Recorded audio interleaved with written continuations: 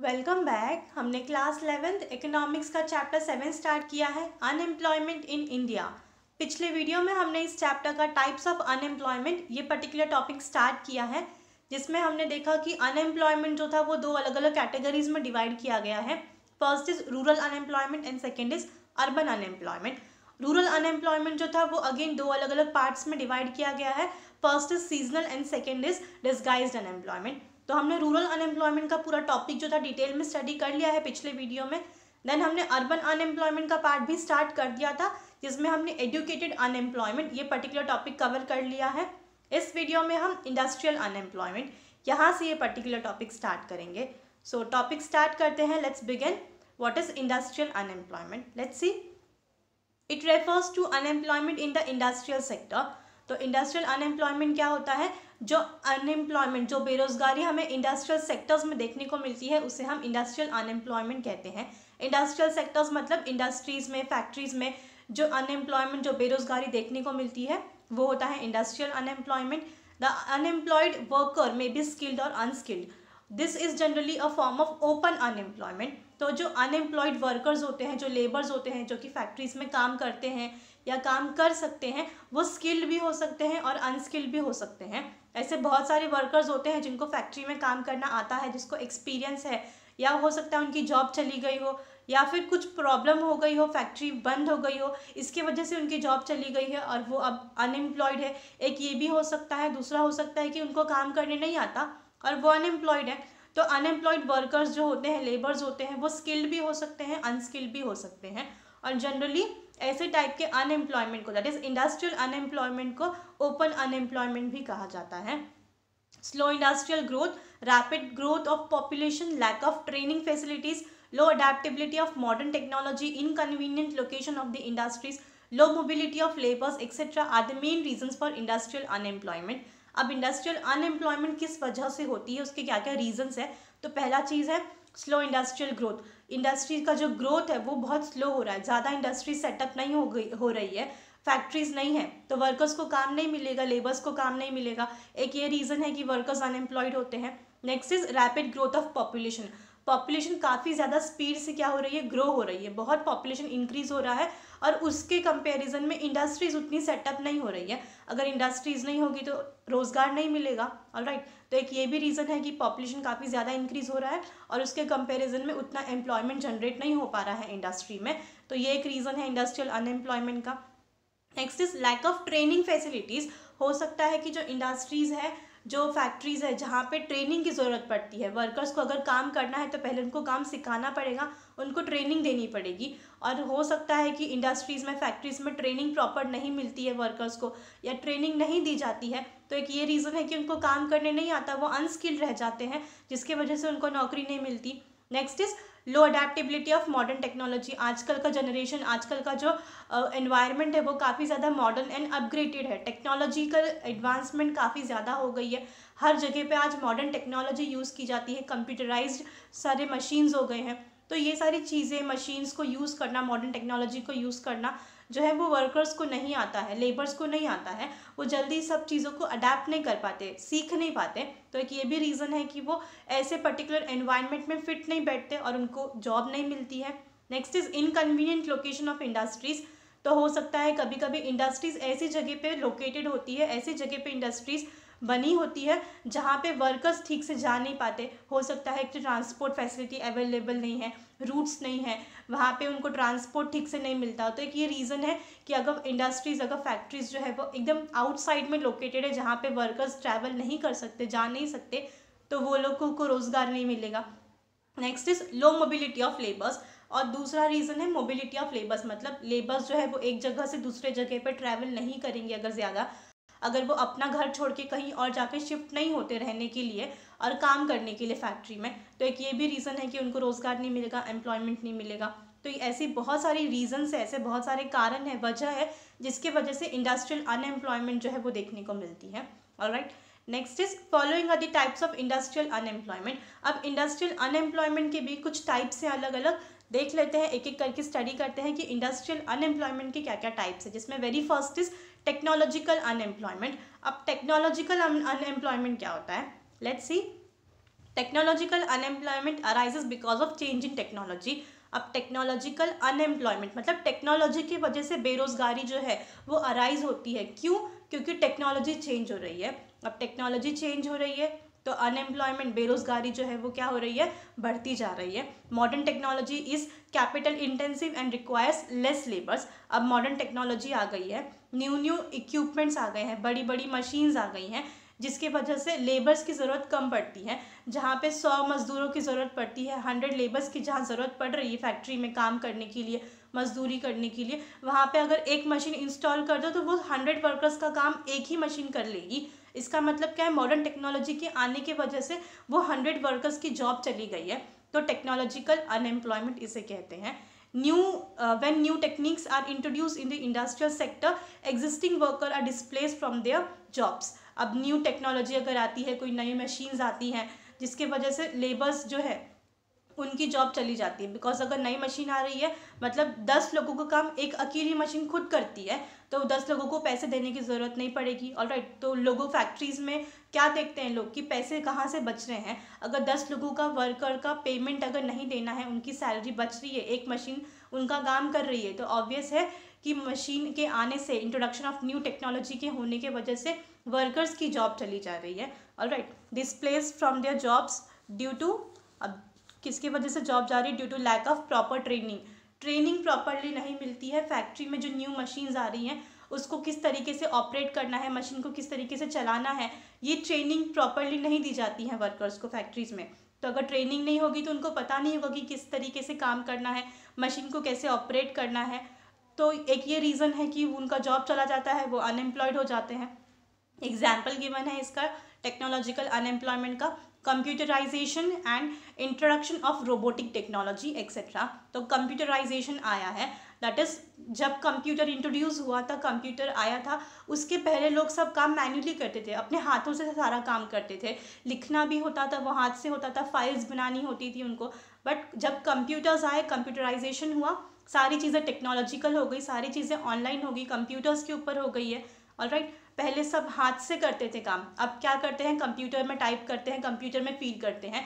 अब manually file बना के रखने की ज़रूरत नहीं पड़ती है, लोग सारी की सारी चीज़ें, फाइल्स जो है वो कंप्यूटर्स में स्टोर करके रखते हैं, हार्ड डिस्क में स्टोर करके रखते हैं। राइट, तो कंप्यूटर की वजह से लोगों की जॉब चली गई है। एक तो ये रीज़न है, हो सकता है कि उनको कंप्यूटर यूज़ करने नहीं आता है, सीखने नहीं आता है, लोग अडेप्ट नहीं कर पाते टेक्नोलॉजी को, तो वो उनकी जॉब चली जाती है। Next is introduction of robotic technology. अब रोबोटिक टेक्नोलॉजी मतलब रोबोट्स आ गए हैं, मशीन्स काफ़ी सारी, इतनी सारी इन्वेंट हो गई है, न्यू मशीन्स इतनी ज़्यादा अपग्रेड हो गई है।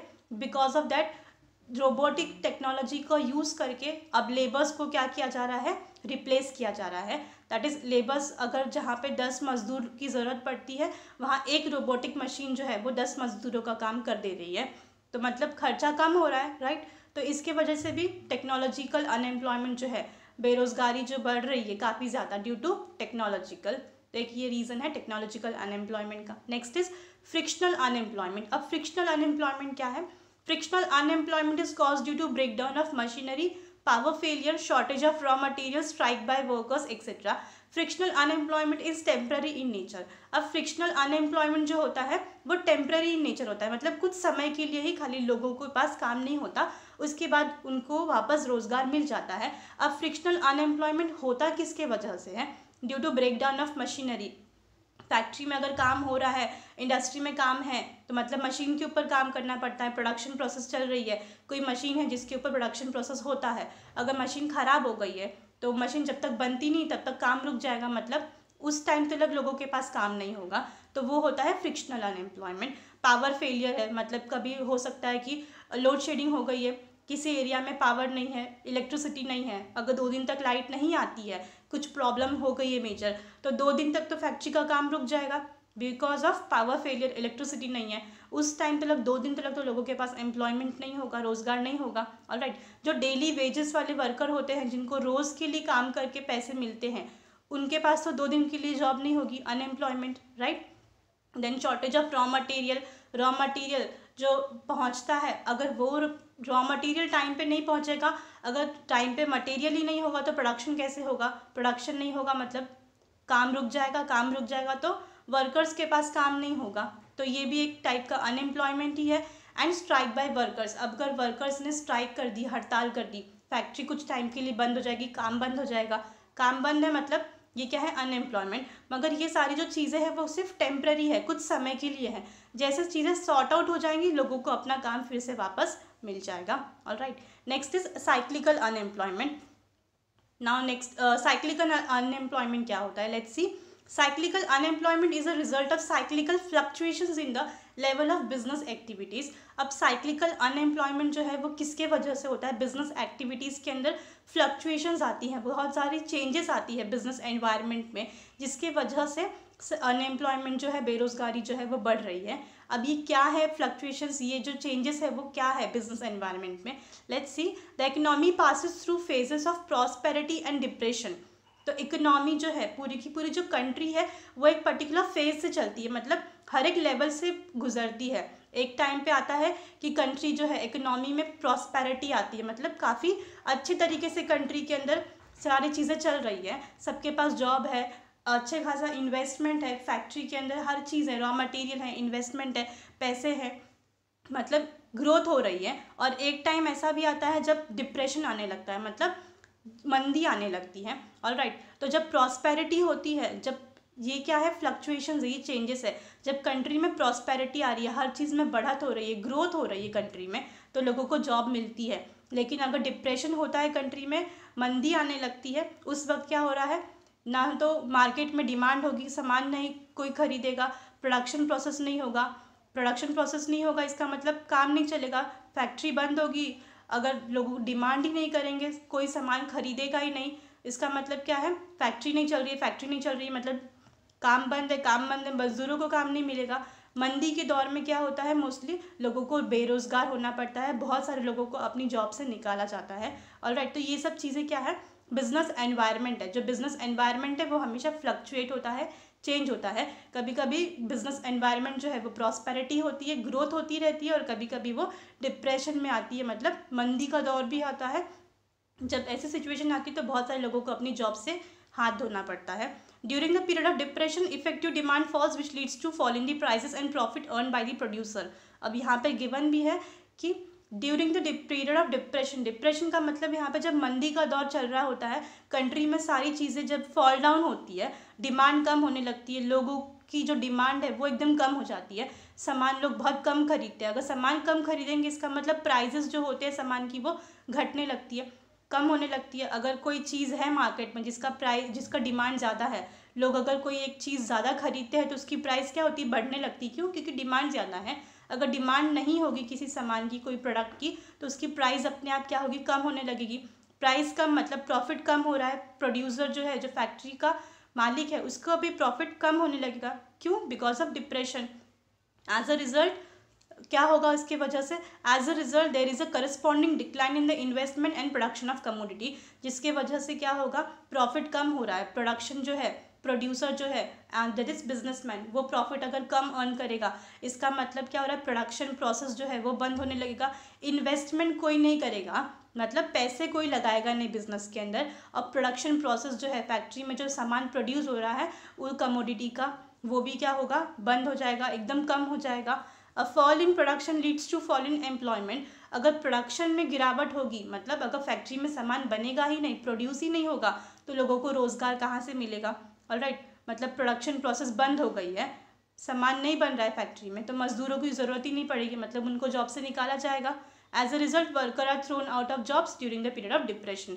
सो ये एक वजह है जिसकी वजह से जितने भी वर्कर्स होते हैं फैक्ट्री में, जितने भी लेबर्स वर्कर्स काम करते हैं, उनको जॉब से निकाल दिया जाता है बिकॉज ऑफ डिप्रेशन। जब डिप्रेशन होता है, जब मंदी का दौर चल रहा होता है कंट्री में, उस वक्त डिमांड नहीं होती, डिमांड अगर नहीं होगी तो मतलब फैक्ट्री में प्रोडक्शन नहीं होगा, प्रोडक्शन नहीं होगा तो फैक्ट्री बंद करनी पड़ेगी, अगर फैक्ट्री बंद करनी पड़ेगी मतलब वर्कर्स को अपना जॉब से निकाल दिया जाता है।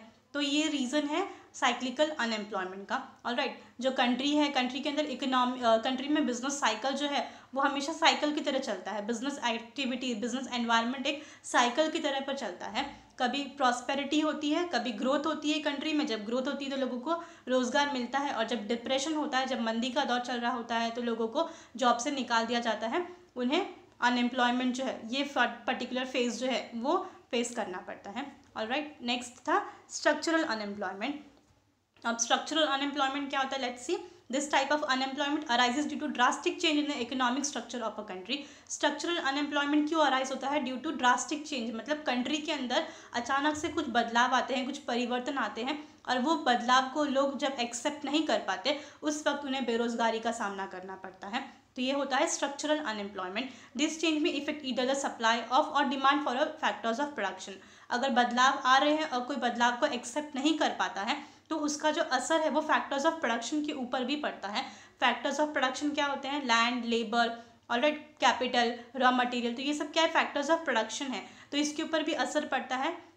दैट इज़ हो सकता है डिमांड है अगर किसी सामान का, लेकिन रॉ मटेरियल का नहीं है, तो रॉ मटेरियल नहीं तो सामान बनेगा नहीं, ऑलराइट। तो सप्लाई और डिमांड के ऊपर भी काफ़ी ज़्यादा इफेक्ट पड़ता है। Then structural change in the economy are cause by change in government policies, shortage of capital, shifting of industries from one region to another etcetera.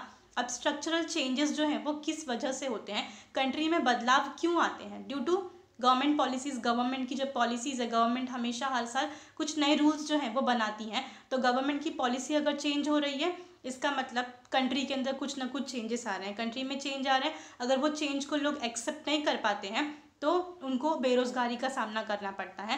That is बहुत सारे टाइम गवर्नमेंट क्या करती है, टैक्सेस बढ़ा देती है। टैक्स बढ़ा देगी इसका मतलब प्राइजेस बढ़ा देगी। अगर प्राइस बढ़ जाएगा, डिमांड अगर कम हो जाएगा सामान का, प्रोडक्ट का, तो क्या होगा, बंद करना पड़ेगा फैक्ट्री, ऑलराइट। तो लोग जो हैं वो बेरोज़गार हो जाएंगे। तो गवर्नमेंट की पॉलिसी चेंज होने की वजह से भी काफ़ी टाइम अनएम्प्लॉयमेंट का सामना करना पड़ता है लोगों को। देन शॉर्टेज ऑफ कैपिटल, अगर कंट्री के अंदर कैपिटल नहीं है तो इन्वेस्टमेंट नहीं होगा, इन्वेस्टमेंट नहीं होगा तो फैक्ट्री सेटअप नहीं होंगी, एक ये भी रीज़न है। फैक्ट्री सेटअप नहीं होगी तो लोगों को रोज़गार नहीं मिलेगा। Then shifting of industry from one region to another region, हो सकता है कि इंडस्ट्री जो है वो शिफ्ट हो रही है, कोई इंडस्ट्री महाराष्ट्र में है, महाराष्ट्र से अगर वो बंद होके अगर वो झारखंड में जाके कहीं पे शिफ्ट हो रही है इंडस्ट्री, बंद वहाँ पे जाके सेटअप हो रही है, तो महाराष्ट्र में ऑलरेडी जो लेबर्स है, जो वर्कर्स है, काम कर रहे हैं, वो तो बेरोज़गार हो जाएंगे, ऑलराइट। तो ये सारी चीज़ें क्या है, स्ट्रक्चरल चेंजेस। जब बदलाव आते हैं कंट्री में, इकोनॉमी में, उस वक्त क्या होता है, बेरोज़गारी का सामना करना पड़ता है लोगों को। Structural unemployment is a long term phenomena. अब स्ट्रक्चरल अनएम्प्लॉयमेंट जो है वो काफ़ी लंबे समय तक चलता है। ऐसा नहीं कि ये कुछ समय के लिए है या टेम्पररी है, ऐसा नहीं है, काफ़ी लंबे समय तक लोगों को बेरोज़गारी जो है वो झेलनी पड़ती है। Structural unemployment takes place because of mismatch between the skills of workers and the jobs that are actually available.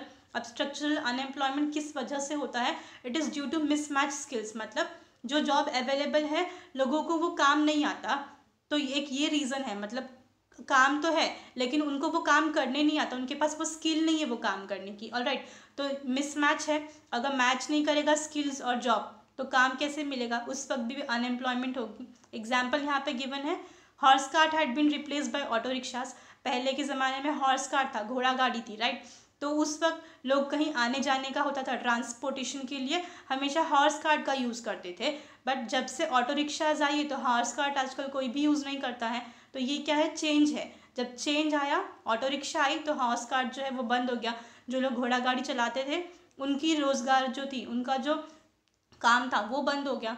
तो ये क्या है, structural unemployment. Then introduction of computerise typing has caused unemployment among the manual typist. अब जब computer आया, computerise typing जब आई तो सारी चीज़ें कंप्यूटर से ही होने लगी। टाइपिंग जो थी वो करके, फाइल्स जो थी वो कंप्यूटर में अपडेट करके रखनी पड़ती है, सारी चीज़ें अब कंप्यूटराइज हो गई हैं। तो जो लोग मैनुअली टाइप करते थे, दैट इज़ जो टाइपिंग करते थे मैनुअली, ऑलराइट, पहले के टाइम पे जो टाइपराइटर्स था, लोग जो उस पर टाइप करते थे उनकी जॉब चली गई, तो वो क्या हो गए, अनएम्प्लॉयड, बेरोजगार हो गए। तो ये सब क्यों होता है, ड्यू टू चेंजेस। कंट्री में जब चेंजेस आती हैं और जब चेंज को एक्सेप्ट नहीं कर पाते हैं तो उस वक्त लोगों को बेरोजगारी का सामना करना पड़ता है, वो होता है स्ट्रक्चरल अनएम्प्लॉयमेंट, ऑलराइट। सो यहाँ पे हमारा ये जो पूरा टॉपिक था इंडस्ट्रियल अनएम्प्लॉयमेंट का वो कंप्लीट हुआ।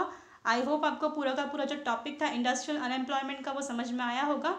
इंडस्ट्रियल अनएम्प्लॉयमेंट में हमने देखे अलग अलग टाइप्स थे, टेक्नोलॉजिकल अनएम्प्लॉयमेंट था, फ्रिक्शनल अनएम्प्लॉयमेंट था, then cyclical unemployment and structural unemployment. So I hope आपको पूरा का पूरा जो टॉपिक था इस वीडियो का वो समझ में आया होगा। नेक्स्ट जो है वो है causes of unemployment, I think so. ये जो पार्ट है कॉजेज ऑफ अनएम्प्लॉयमेंट, ये हम नेक्स्ट वाले वीडियो में कवर अप कर लेंगे, ऑलराइट। सो आई होप आपको इस वीडियो का पूरा टॉपिक समझ में आया होगा। So thank you for your time.